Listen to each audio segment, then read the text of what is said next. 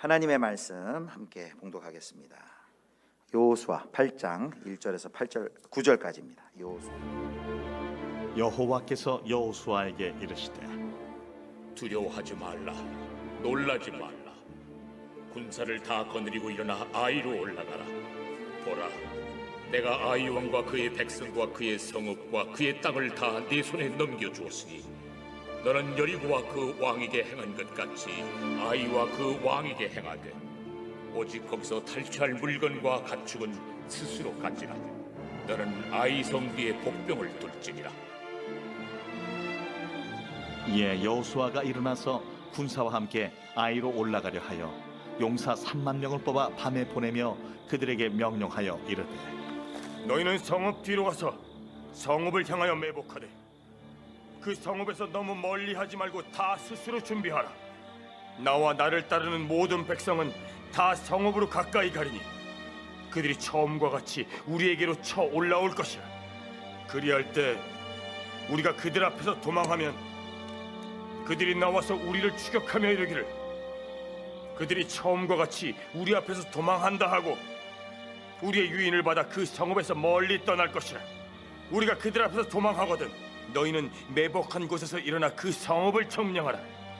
너희 하나님 여호와께서 그 성읍을 너희 손에 주시리라. 너희가 그 성읍을 취하거든 그것을 불살라 여호와의 말씀대로 행하라.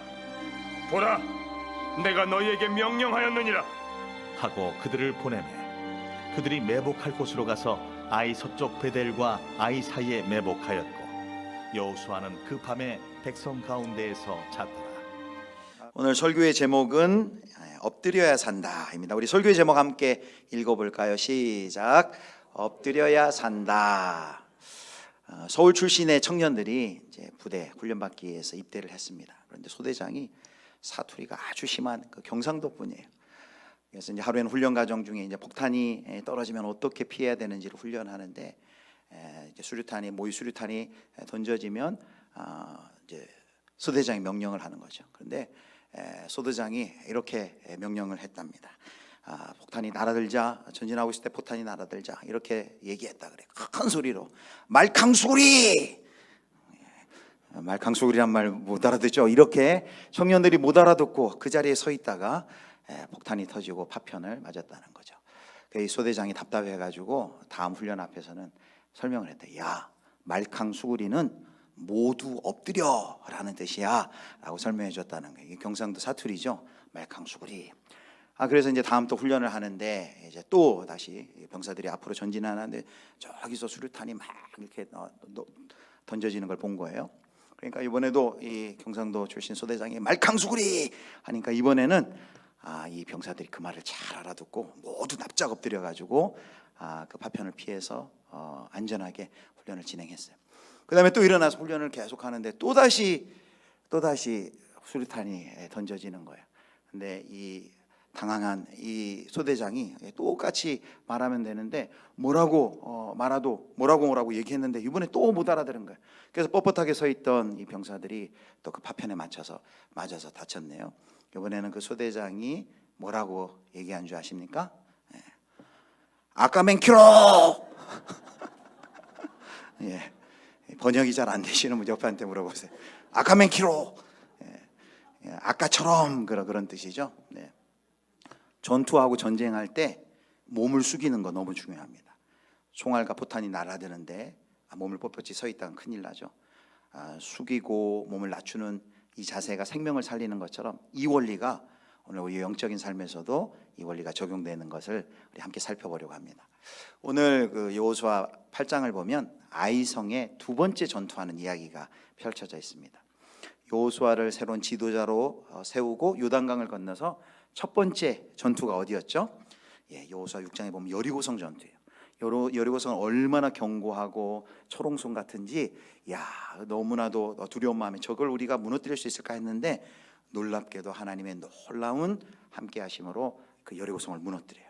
그 다음에 이제 두 번째 전투가 이 아이성인데 그 7장에 나옵니다. 그런데 이 7장에서 아이성과의 전투에서는 12,000명밖에 인구가 안 되고 아주 작은 성이에요. 어렸을 때는 왜 아이성이라 해서 저는 어렸을 때 주일학교 때는 작아서 아이성, 큰 건 어른성 이런 줄 알았는데 아이가 그 아이가 아니더라고요. 아이라는 건 고유명사하고 페어더미 이런 뜻이 있습니다. 이 작은 성이 이 작은 성을 얕보았는지 거기 올라가서는 36명의 군사가 죽고 대패를 하고 퇴각을 합니다. 그리고 이제 오늘 8절에 다시 올라가는 거예요. 다시 재도전을 하고 다시 전투를 하는 내용이 오늘 여호수아 8장에 기록이 되어 있습니다. 자, 왜 7장에서는 아이성에서는 졌고 8장에 다시 올라가서 이겼을까요? 혹시 그 이유가 있을까요? 7장에서는 전술을 잘못 쓴 걸까요? 아니면은 어떤 무기의 차이가, 군사력의 차이가 좀 났기 때문일까요? 왜 아이성 전투에서 7장에서 실패할 수밖에 없었는지 하나님께서 그 이유를 7장 1절에 이렇게 말씀해 주십니다. 자, 1절입니다. 자, 우리 1절 말씀을 같이 읽겠습니다. 시작. 이스라엘 자손들이 온전히 바친 물건으로 말미암아 범죄하였으니 이는 유다 지파 세라의 증손 삽디의 손자 갈미의 아들 아간이 온전히 바친 물건을 가졌습니다. 여호와께서 이스라엘 자손에게 진노하시니라. 아멘. 아이성 전투에서 실패한 이유는 한마디로 말하면 아간의 범죄함 때문이에요. 여리고성에서 이겼는데 그 여리고성은 그 모든 것, 사람이든 모든 취하는 학도가든 모든 금은 옷 모든 것 다 멸하는 헤렘 전쟁이었는데 아간이라는 사람이 물질을 보더니만 욕심을 내고 몰래 그것을 다 전리품들을 숨긴 거예요. 그래서 그것 때문에, 그 아간의 범죄 때문에 하나님께서 7장의 아이성의 전투에서 실패하도록 만든 것입니다. 여호수아는 그 사실을 몰랐어요. 여호수아 지도자들은 그 사실을 모르고 이 아이성과의 전투에서 진 다음에 이제 땅바닥에 엎드려가지고 티끌을 뒤집어쓰고 통곡합니다. 그러자 하나님께서 정확하게 왜 아이성에서 이스라엘 백성이 실패했는지 이야기해 주는데요. 그게 11절에 나와요. 7장 11절 말씀 제가 읽겠습니다. 이스라엘이 범죄하여 내가 그들에게 명령한 나의 언약을 어겼으며 또한 그들이 온전히 바친 물건을 가져갔고 도둑질하며 속이고 그것을 그들의 물건들 가운데 두었느니라. 아멘. 아간의 범죄함에 대해서 이야기하는 거예요. 특별히 여기에 11절에 이런 표현을 쓰죠. 나의 언약을 어겼다. 하나님의 말씀에 순종해야 되고 하나님과 그 신뢰의 관계를 맺은 이스라엘이 하나님을 무시하고 하나님의 명령을 무시하고 순종하지 않은 그 상황을 나의 언약을 어겼으며 라고 지금 이렇게 설명을 하고 있습니다. 자, 이렇게 아이성 전투의 근본적인 패배의 원인이 뭐라고요? 아간의 범죄함이었어요. 그런데 이제 우리가 지금부터 살펴보겠지만 과연 아간 혼자에게 이 모든 책임을 돌릴 수 있을 것인가? 지금부터 살펴보는 이야기는 이제 아간뿐만 아니라 이스라엘 백성 전체가 지금 불신앙 가운데 빠져 있다는 것을 이제 우리가 확인할 수 있습니다. 자, 3절을 보겠습니다. 자, 아이성을 정탐하고 돌아왔던 이스라엘 백성들이 뭐라고 그 정탐꾼들이 보고하는지 보겠습니다. 3절 말씀, 우리 3절을 호산나 찬양대가 읽겠습니다. 시작. 에게로 돌아와 그에게 이르되 백성을 다 올라가게 하지 말고 2-3천 명만 올라가서 아이를 치게 하소서. 그들은 소수이니 모든 백성을 그리로 보내어 수고롭게 하지 마소서 하므로. 아멘. 여러분 3절의 이 정탐꾼들의 보고 속에 들어있는 그들의 교만한 마음이 읽혀지십니까? 뭐라고 얘기하냐면 아이성 가보니까 우리 다 그렇게 전력을 다해 싸울 필요 없습니다. 그냥 한 2-3천 명 정도 보내면은 너끈하게 충분히 우리가 이길 수 있습니다. 괜히 많은 병사 보내서 고생하고 수고할 필요 없습니다 라고 이야기하고 있는 거예요. 이 마음속에 어떤 마음이 들어있을까요? 자신들이 여리고성도 이겼는데 그 초롱성도 이겼는데 우리 정도의 군사력과 실력이면 충분히 이긴다라는 자만한 마음이 그들 가운데 스며들어 있는 걸 확인합니다. 성도 여러분, 여리고성을 무너뜨린 것이 이스라엘의 군사력 때문이었습니까? 가나안 전쟁의 승패는 뭐에 달렸다 그랬어요? 군사력, 또 무기, 어떤 병사의 수 때문이 아니라 하나님을 전적으로 의지하는 싸움이고, 그 여리고성을 향한 하나님의 명령, 하루에 한 바퀴, 7일째 7바퀴 돌라는 그 전술 같지도 않은 전술을 그대로 순종했을 때 이겼는데, 이들이 착각하고 있는 게 뭡니까? 마치 자신들의 어떤 실력과 능력으로, 군사력으로, 힘으로 이긴 것처럼 착각하고 어느새 그들의 마음이 자고하고 교만해 있는 것을 우리가 볼 수 있습니다. 아간뿐만 아니라 백성들도 여리고성과의 싸움에서 승리 이후에 그들의 마음이 이렇게 붕 떠 있고 교만해 있는 것을 살펴봅니다. 더 심각한 것은 그런 그들의 백성들의 마음을 잘 다독이고 교만하지 않도록 하나님을 향한 신뢰를 잃지 않도록 만들어야 할 여호수아마저도 바로 이러한 큰 실수 가운데 빠져 있는 것을 우리는 확인할 것입니다. 자, 이런 보고를 했으면 지도자는 영적인 분별력이 있어서 이렇게 혼내면서, 아니 그게 무슨 말이냐, 우리가 여리고성을 이긴 것이 우리의 실력 때문이냐, 우리의 군사력 때문이냐, 하나님이 도와주셨기 때문인데 우리가 최선을 다하지 않고 그런 마음과 태도는 잘못된 것이다 라고 책망해야 되는데요, 7장의 본문에 보면 이 보고를 들은 여호수아가 아무런 반응을 하지 않습니다. 그리고 그것을 묵인해요. 그대로 하게 만듭니다. 여호수아의 결정적인 실수는 뭐예요? 전쟁하기 전에 하나님께 물어봤어야 돼요. 아이성과의 전투를, 여리고성 전투를 앞두고는 하나님과 긴밀히 교제하며 하나님의 지시를 따르고 하나님께 상황을 어떻게 전쟁해야 할지를 하나님과 교제합니다. 그런데 지금 여기 아이성과의 전투에서는 전혀 그런 것이 있지 않아요. 전혀 물어보지도 않고 물어보는 대목이 없어요. 그냥 그는 침묵하고 그냥 자기 마음대로 그들이 보고한 걸 그대로 그렇게 해도 되겠네 하고서 그가 전쟁을 치릅니다. 그리고 이제 그 뒤에 보면 여리고성과의 전투를 할 때 보면 이 여호수아가 백성들하고 늘 함께 있었어요.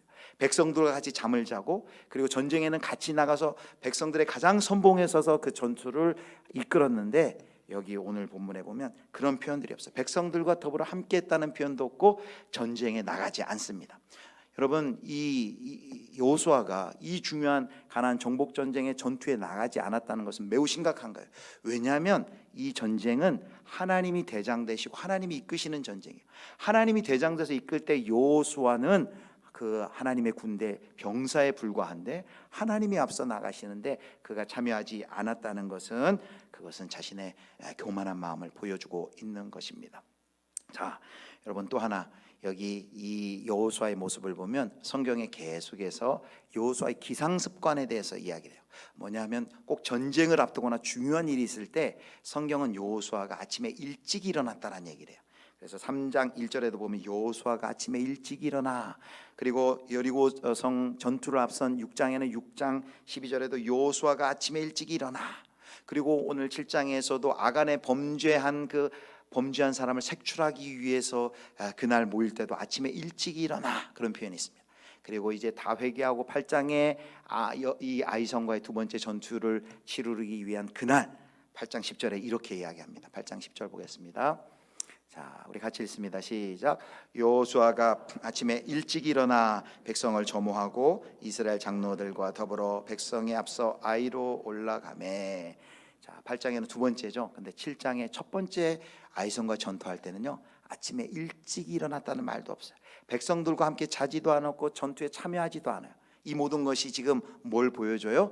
이 여호수아의 영적인 상태를 지금 생생하게 보여주는 거예요. 이 여호수아도 어찌된 일인지 지금 긴장의 끈을 확 풀고 있습니다. 지금 방심하고 있어요. 왜 그랬을까요?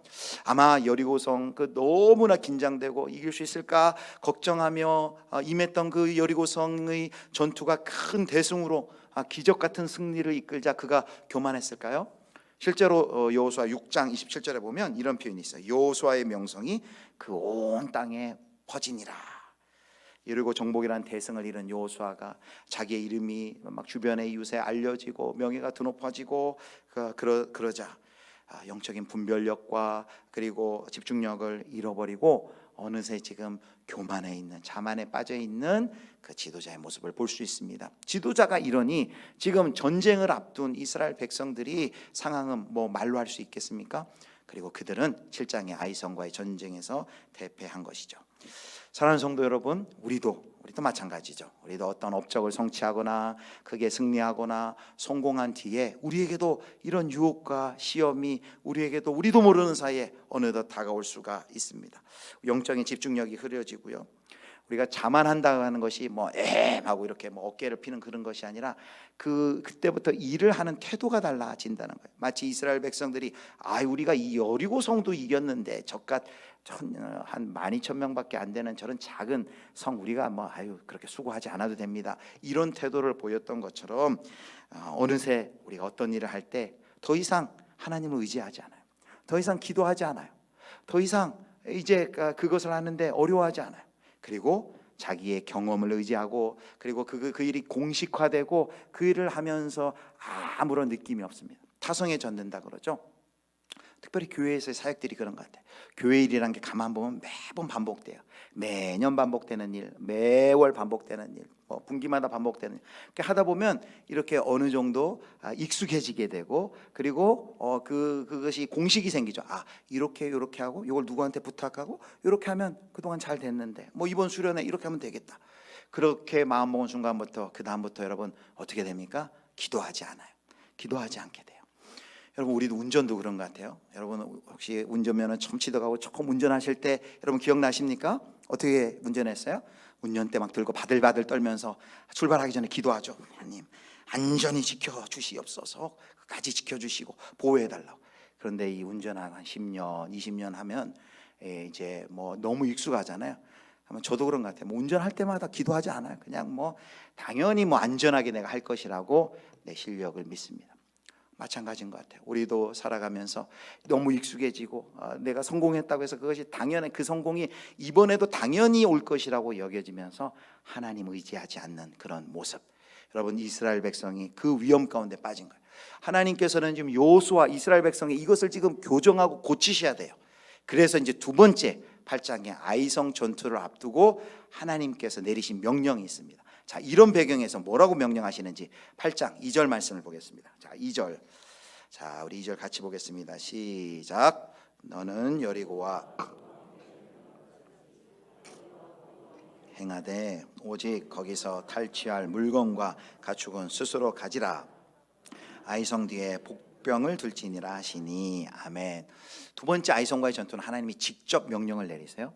근데 첫 번째 여리고 때와는 달리 또 백성들이 이 탈취물들 그 전리품들 보고 욕심내고 또 숨기고 죄질까봐 배려하셔서 이번에는 아이와 그 왕은 멸절하지만 물건과 가축은 가져라라고 허락해 주시고 이런 명령을 합니다. 이런 전술을 명령하세요. 너는 아이성 뒤에 복병을 둘지니라 이렇게 말씀하십니다. 이 복병을 둔다는 말이 무슨 표현이냐면 세번역 성경은 이걸 이렇게 번역했어요. 너는 성 뒤쪽에 군인들을 매복시켜라. 복병한다는 것은 군인을 숨겨두는 것이죠. 매복은 땅을 파고 자기 몸을 숨기는 것이 매복입니다. 근데 이 전술이요, 가만히 생각해 보면 이 전술은 더 군사적으로 열세인 부대가 더 강한 부대를 상대할 때 쓰는 전술이에요. 그런데 지금 숫자로 봐도 아이성은 지금 12,000명이고 이쪽은 60만이 훨씬 더 크고, 그래서 이 전술을 쓰려면 차라리 초롱성이었던 여리고성에 오히려 이 전술이 맞아 보일 듯한데 하나님께서는 오히려 이 전술을 지금 아이성의 두 번째 전투로 올라가는 그 이스라엘 백성들에게 명령하는 것을 볼 수 있습니다. 왜 하나님께서 이런 명령을 하셨을까요? 아니면 조금 질문을 바뀌어서 이 명령을 수행하면서 복병하고 매복하는 이 명령을 통해서 이스라엘 백성들은 도대체 무엇을 깨달았을까요? 특별히 이 7장과 8장에 보면 이 복병 또 매복이라는 단어가 굉장히 자주 반복합니다. 그래서 성경 8장에 이렇게 보시면 여러분 볼펜으로 한번 체크해 보세요. 거기 보면 2절, 13절, 14절, 19절, 21절, 22절에 복병이라는 단어가 계속 반복해서 나와요. 또 이 복병하다라는 뜻이 매복하다는 뜻하고 같아요. 매복이라는 단어도 계속 반복되네요. 4절, 7절, 9절에는 두 번, 12번, 12절. 그래서 복병하라, 매복하라 이런 그 명령이 지금 7장과 특별히 8장에 많이 나와 있는 것을 8장에 많이 나와 있는 것을 볼 수 있습니다. 자, 복병이란 군사를 보이지 않게 숨기는 것이고 매복이란 땅을 파고 거기에 자기 자신을 몸을 숨기는 것이 매복이라 그랬습니다. 자, 왜 하나님께서는 이 명령을 주셨고 도대체 이 명령을 수행하며 아이성 전투에서 도대체 이스라엘 백성들은 무엇을 깨달았을까요? 자, 여러분 이 이스라엘 백성들이 군대들이 8장에 올라가기 전에 먼저 사실은 하나님 앞에 엎드렸던 복병하고 매복했던 사람들이 있어요. 자, 그 사람들이 누구냐면 7장 6절을 보겠습니다. 6절 보겠습니다. 6절 말씀. 자, 우리 같이 읽습니다. 시작. 여호수아가 옷을 찢고 이스라엘 장병들과 함께 여호와의 궤 앞에서 땅에 엎드려 머리에 티끌을 뒤집어 쓰고 저물도록 있다가. 아멘. 자, 첫 번째 아이성과의 전투에서 실패하고 원인을 알지 못하고 지금 하나님 앞에 땅에 엎드려 있는 이스라엘과 그 지도자들의 모습을, 장로들의 모습을 보여주는데요. 거기 이런 표현이 있어요. 자, 어떤 표현이 있습니까? 여호와의 궤 앞에서 땅에 엎드렸다. 그리고 뒤에 보면 머리에 티끌을 뒤집어 쓰고 저물도록 있다. 이런 표현이 있습니다. 여러분, 이 모습이 뭡니까? 하나님 앞에 땅에 엎드려 있는 모습, 그리고 티끌을 뒤집어 쓰고 있는 모습, 바로 이것이 하나님 앞에 엎드리는 이 모습은 복병하는 그 명령의 모습과 똑같아요. 흙을 뒤집어 쓰고 있는 이 모습은 매복한 모습과 동일합니다. 하나님께서는 이스라엘 백성들이 2차 아이성에 올라가기 전에 이미 그 지도자들에게 복병과 매복을 경험하게 하셨습니다. 그들은 2-3천 명만 올라가면 되지 뭐 우리가 수고할 필요 없습니다. 그렇게 자고해졌던 그들이 지금 하나님 앞에 어떻게 되어 있어요? 땅바닥에 납작 엎드려져서 복병하고 있고, 그리고 티끌을 뒤집어 쓰고 흙을 뒤집어 쓰고 매복하고 있는 모습을 우리가 확인하게 됩니다. 자, 이스라엘 군사들이 이 작전을 듣고 올라간 것은 8장 3절에 보면은 한밤중이에요. 밤중이라고 나와 있습니다. 3절에 보면 이런 표현이 있어요. 용사 3만 명을 뽑아 밤에 보내며 그랬습니다.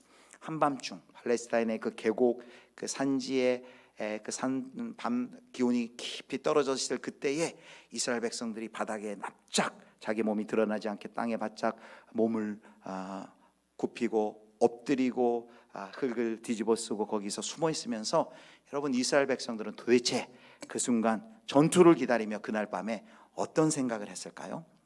여러분, 아마 그들은 하나님 앞에 간절한 마음이었을 겁니다.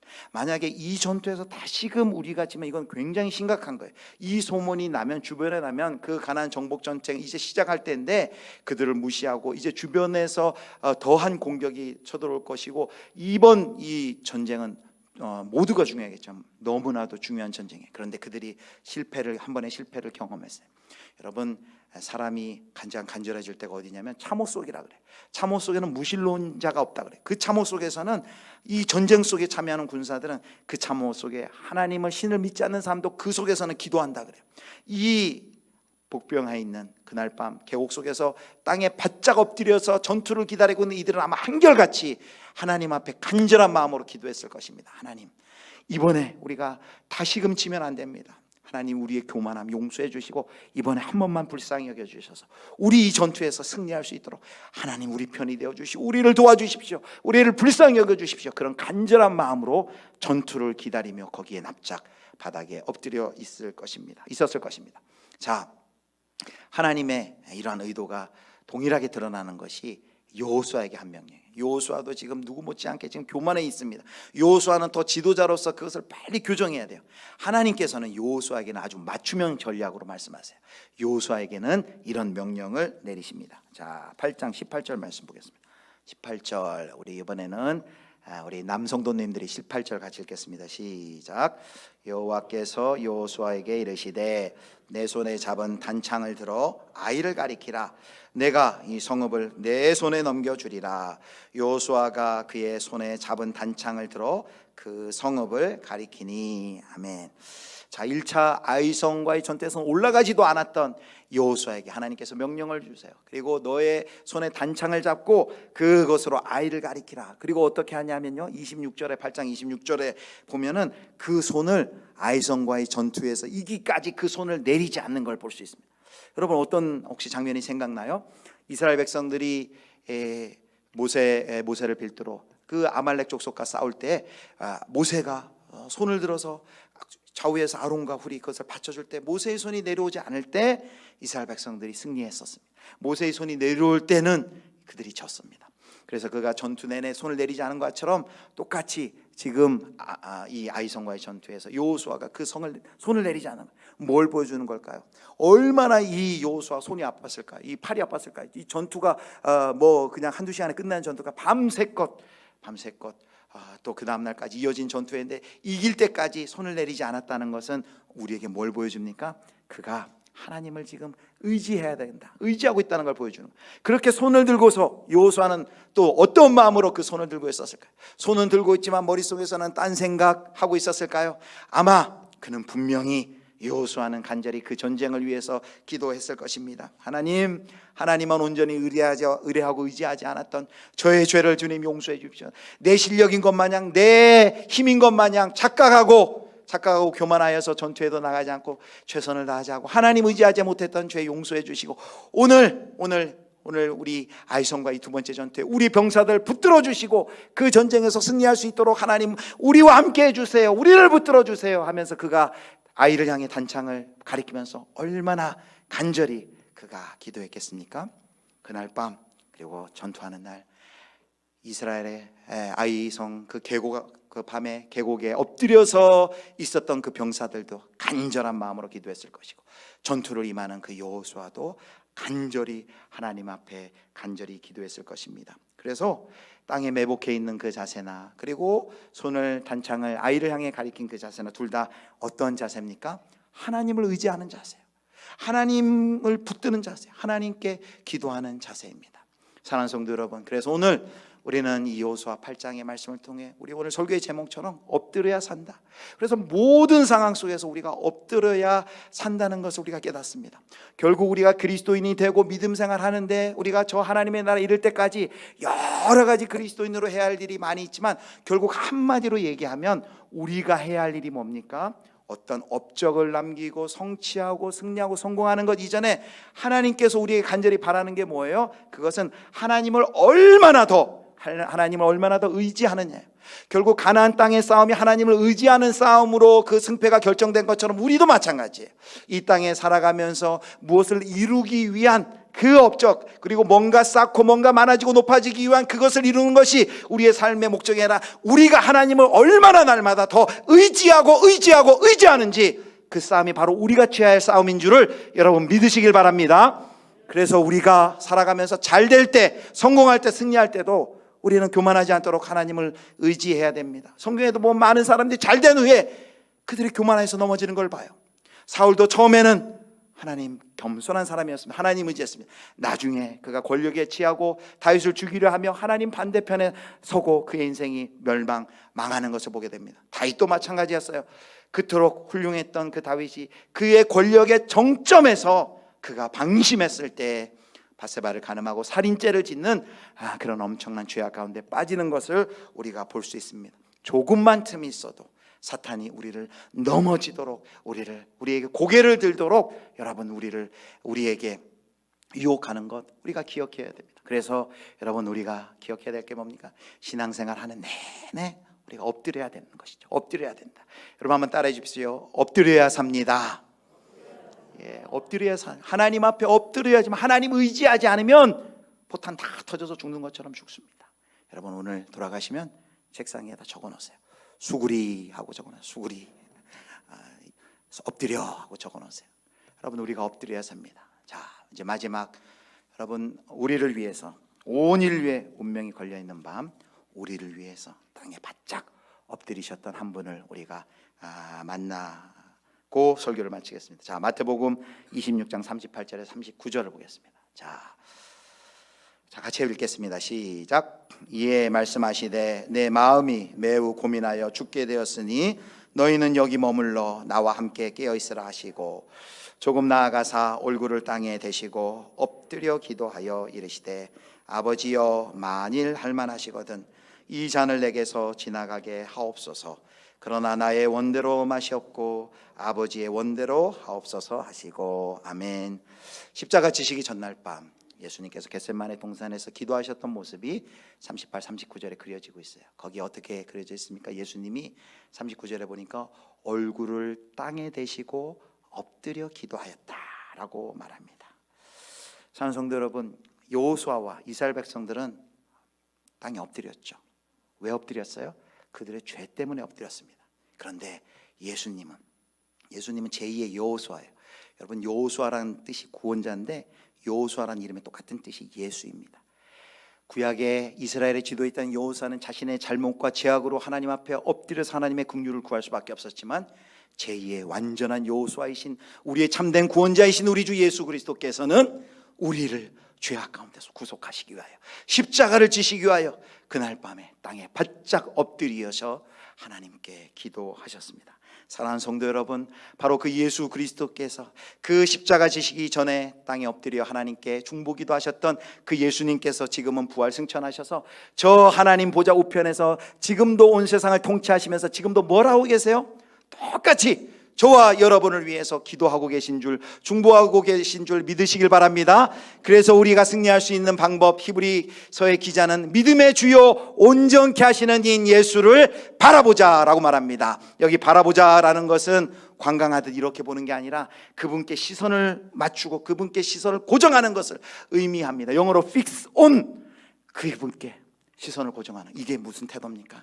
하나님을 의지하는 태도고 하나님 앞에 엎드리는 태도입니다. 저와 여러분이 믿음의 생활을 해가면서 여러 가지 뭘 쌓고 얻고 누리고 이것이 아니라 정말 나는 하나님을 더 얼마나 의지하는지, 하나님 앞에 얼마나 엎드리는지 그 싸움에 승리하시길. 이제 3일 뒤 우리 앞에 또 말씀 사경회가 열리는데 그 말씀 앞에 엎드리고 하나님 앞에 엎드려서 하나님을 전적으로 의지함으로 우리 앞에 당한 여러 가지 이 믿음의 싸움, 믿음의 영적 전쟁 가운데 하나님의 도우심으로 승리하실 수 있는 우리 예수비전교회 성도님들 되실 수 있기를 주님의 이름으로 축원합니다. 아멘.